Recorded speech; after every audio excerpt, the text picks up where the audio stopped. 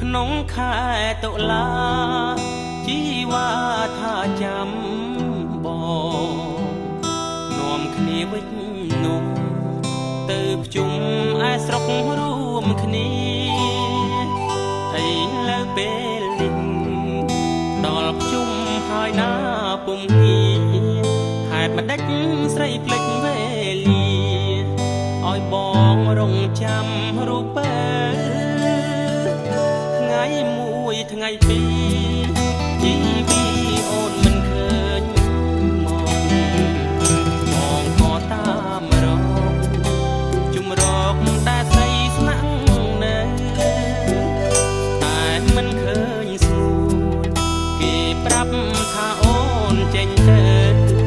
ជាមួយប្រុសថ្មីស្រីបើអូននាំគ្នាទៅស្រុកបើពាក្យដែលសន្យាបានត្រឹមញញឹមគ្មានន័យមិនយល់ចិត្តស្រីហេតុអ្វីក៏ថ្លៃមិនឆ្លើយ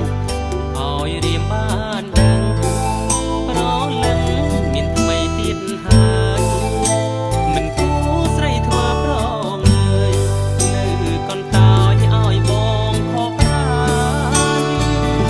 កម្មក៏ដូចគ្នាពុំងារមិនដេចអូនស្ររើសស្នេហា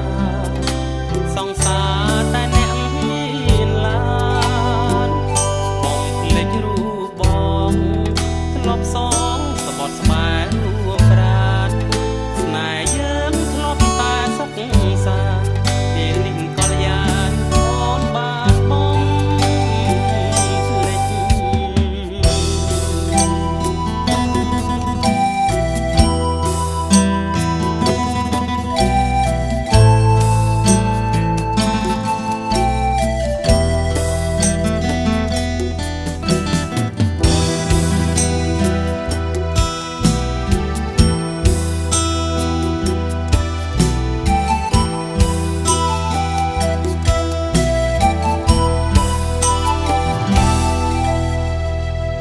កម្មក៏ដូចគ្នា